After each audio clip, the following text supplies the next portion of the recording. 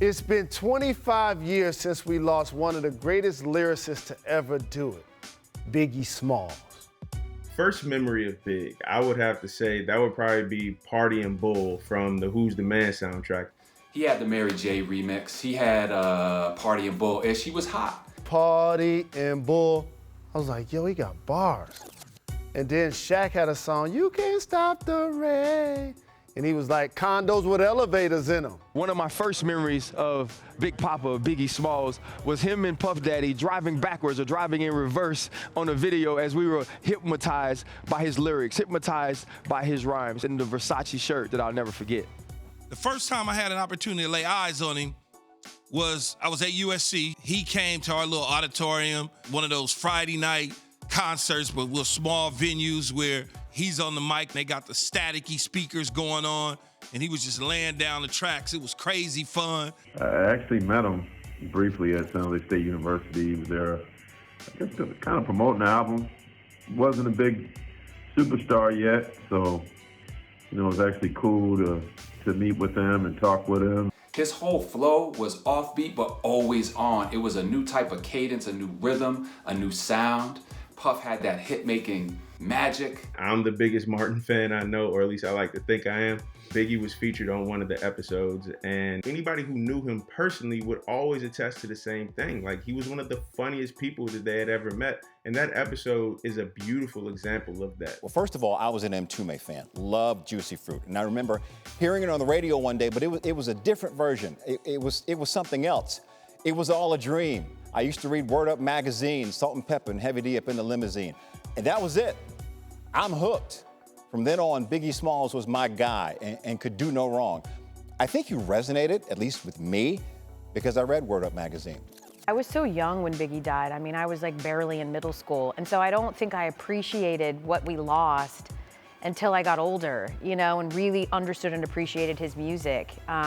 So in retrospect, it's like to have been so young, to lose him and Pac so close to each other was devastating. Biggie has resonated with the culture because first and foremost, he represented lyrics and bars.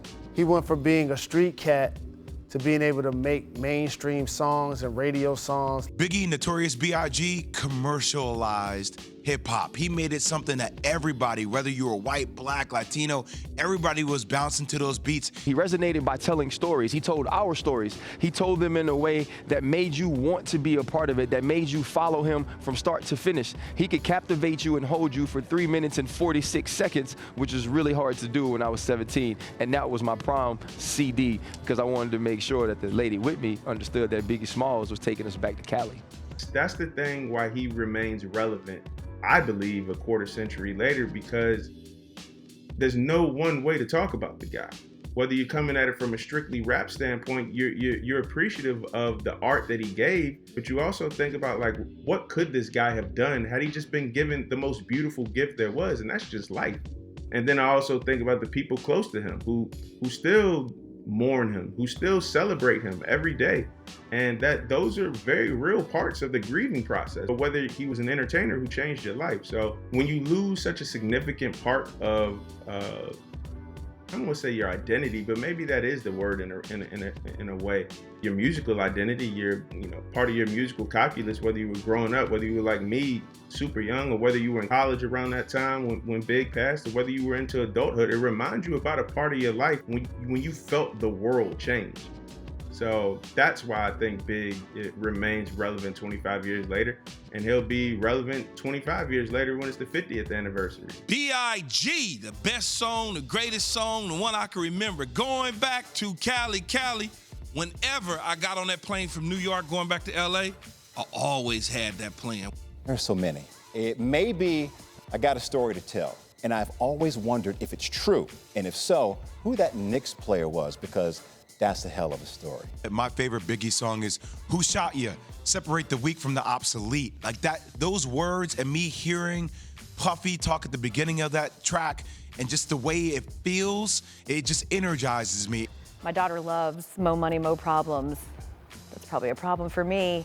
I don't know, I sort of look to Biggie as like a philosopher, and so Sky's the Limit has always been my favorite Biggie song, just because in some tough moments where I was questioning decisions and I needed a little bit of affirming of my choices in life, I would just put that song on. And as soon as you hear, "Good evening, ladies and gentlemen," he went from ashy to classy.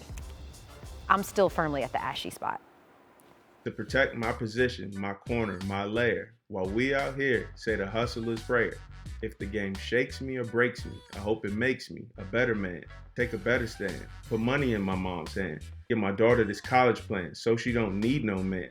Stay far from timid. Only make moves when your heart's in it. And live the phrase, sky's the limit. I think that represented where Big was wanting to head in his life, where his mind state was. I Papa freaks all the honeys, yummies, Playboy bunnies. Everybody knows when you hear that, we know what's coming afterwards. Banging out of every car, stereo, bodega, beef patty spot.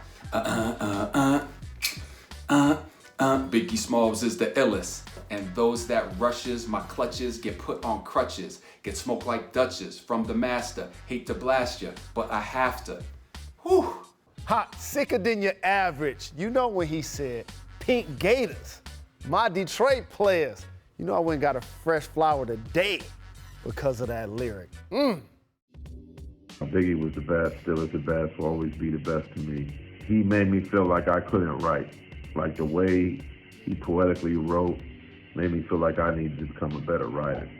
We'll never know what he could have been, but what he did leave with us is legendary.